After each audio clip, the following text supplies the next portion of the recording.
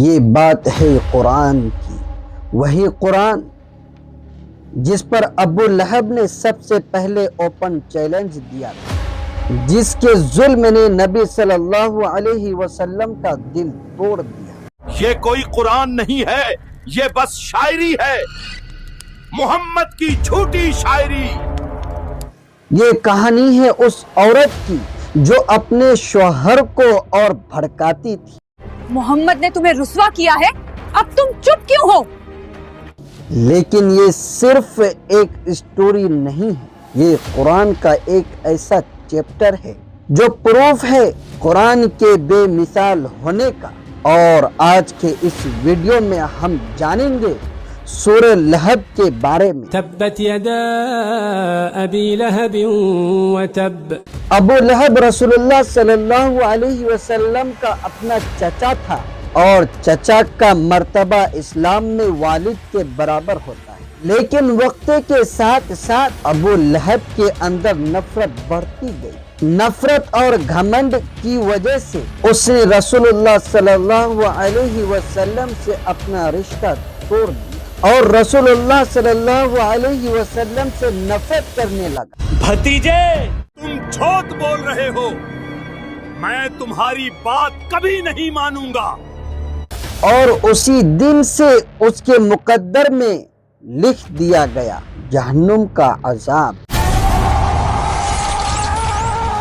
ابو لہب نے رسول اللہ صلی اللہ علیہ وسلم کو ذلیل کرنے میں کوئی کسر نہیں چھوڑی۔ کبھی بازاروں میں رسول اللہ صلی اللہ علیہ وسلم کا مذاق اڑاتا۔ مکہ والو، اس کی بات مت سننا، یہ میرا بھتیجا محمد ہے اور یہ دیوانہ ہے، دیوانہ۔ وہ دیکھو پاگل آدمی۔ تو کبھی لوگوں کے مجمع میں رسول اللہ صلی اللہ علیہ وسلم کا مذاق اڑاتا۔ میرے بھتیجے نے باپ دادا کا مذہب چھوڑ دیا ہے، کہتا ہے اس ایک خدا کو مانو۔ اس سے گھٹیا بات میں نے آج تک نہیں سنی۔ تعجب ہے۔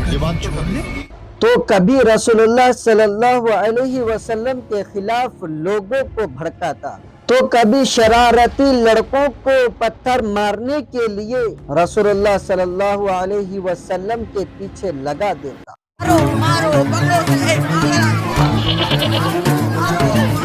اور ابو لہب کی بیوی خوبصورت تو بہت تھی، لیکن اس کے دل میں زہر بھرا ہوا تھا۔ اور ابو لہب کی بیوی بھی رسول اللہ صلی اللہ علیہ وسلم کے خلاف اپنے شوہر اور لوگوں کو بھڑکاتی۔ محمد اور اس کی کتاب ایک جھوٹ ہے، کون سنتا ہے اس کی بات؟ وہ ہر بار ایک نئی چال رسول اللہ کے خلاف چلتی تاکہ رسول اللہ کو تکلیف ہو۔ محمد تمہارے پتیوں کو دھوکہ دے رہا ہے، تمہیں اس کے خلاف کھڑا ہونا ہوگا۔ اور اس نے اپنے دونوں بیٹوں کو مجبور کیا رسول اللہ کے بیٹیوں کو طلاق دینے کے لیے۔ ہمارے خاندان کا نام مٹا رہی ہے وہ، طلاق دے دو، ابھی کے ابھی طلاق دے دو اسے۔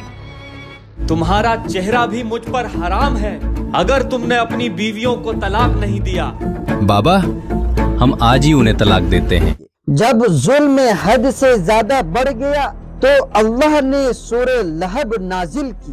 تو اب آئیے سورہ لہب کو باریکی کے ساتھ سمجھتے ہیں۔ پہلی آیت ہے بسم اللہ الرحمن الرحیم۔ تبت یدا ابی لہب وتب۔ اللہ تعالیٰ فرماتے ہیں ٹوٹ گئے ابو لہب کے دونوں ہاتھ اور برباد ہو گیا۔ اب اس آیت کو سمجھیے، یہ آیت ہمیں گزرے ہوئے وقت کے بارے میں بتاتی ہے۔ مطلب اس کے ہاتھ ٹوٹ گئے، ٹوٹیں گے نہیں۔ مطلب جب اس نے رسول اللہ صلی اللہ علیہ وسلم کی شان میں گستاخی کی، اسی لمحے اس کے ہاتھ ٹوٹ گئے۔ مطلب یہ کام ہو چکا ہے، اس کے ہاتھ ٹوٹ چکے ہیں، لیکن ابو لہب پھر بھی باز نہ آیا۔ وہ کہتا ہے میرے ہاتھ ٹوٹ گئے، کہاں ٹوٹے میرے ہاتھ؟ صحیح سلامت تو ہیں۔ اب یہاں پر غور کرنے والی بات ہے، یہ کیوں کہا جا رہا ہے کہ ہاتھ ٹوٹ گئے؟ یہ کیوں نہیں کہا جا رہا کہ سر پھٹ گیا، پیر टूट गए क्यों नहीं कहा जा रहा? इसलिए कि आप ये वीडियो देखो।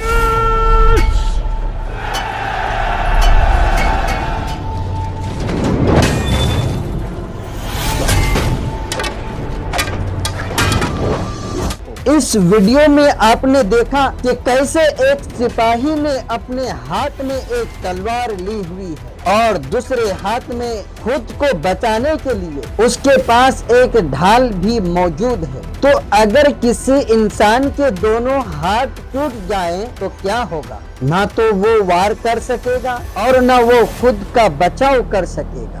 बिल्कुल इसी तरह हम अबू लहब के जिंदगी में देखते हैं। उसका माल, उसकी औलाद और उसके ताल्लुकात और उसकी पावर सब के सब बर्बाद हो गए। कुछ भी उसके काम नहीं आया और जब वो मरा तो इतनी बुरी मौत मरा, इतनी बुरी मौत मरा कि उसको कोई छूने वाला नहीं था। कई दिनों तक उसकी लाश सड़क पर पड़ी रही। लोग परेशान होते रहे, यहाँ तक कि उसकी अपनी औलाद ने भी उसे छूने से और उसे दफनाने से इनकार कर दिया। अरे अबू लहब के बेटो, अपने बाप की लाश तो ठिकाने लगाओ, बदबू से लोग उल्टी कर रहे हैं। अब आते हैं आयत नंबर 2 पर।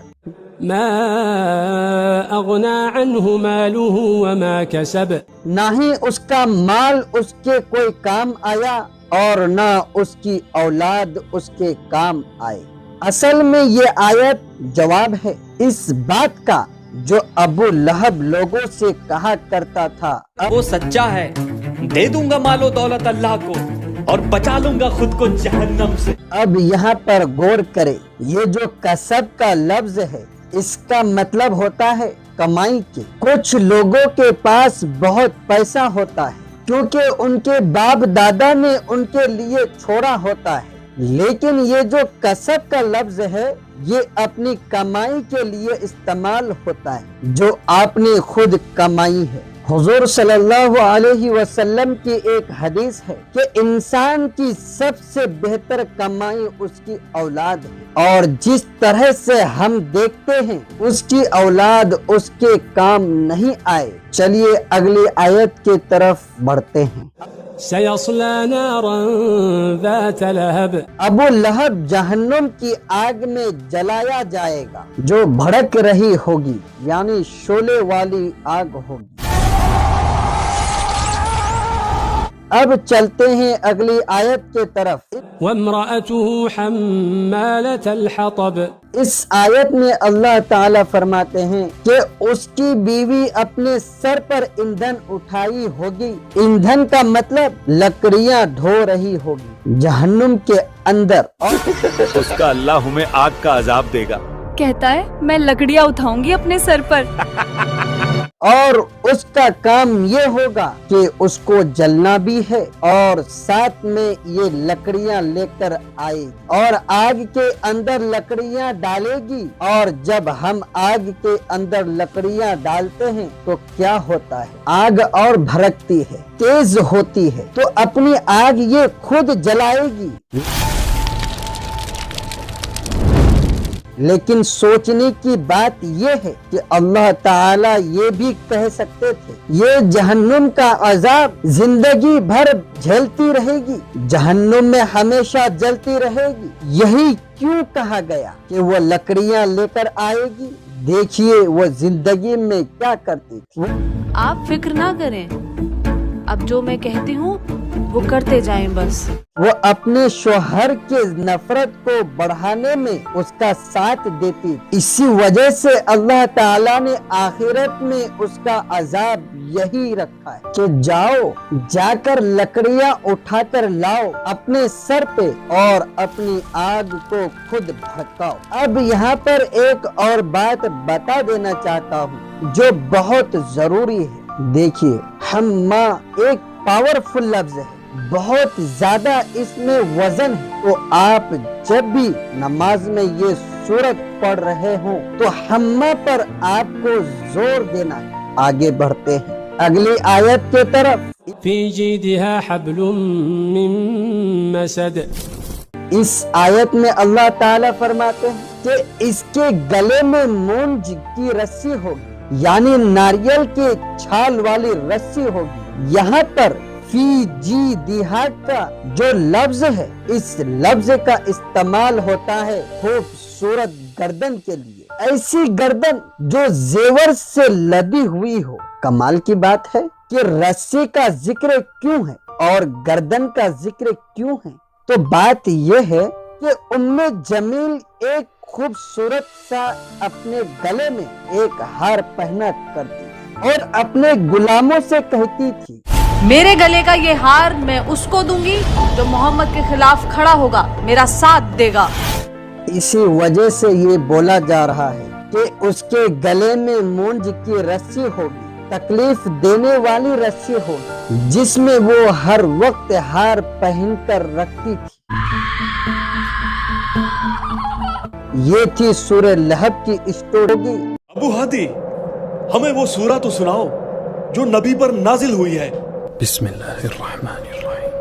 تبت يدا أبي لهب وتب ما أغنى عنه ماله وما كسب سيصلى نارا ذات لهب وامرأته حمالة الحطب في جيدها حبل من مسد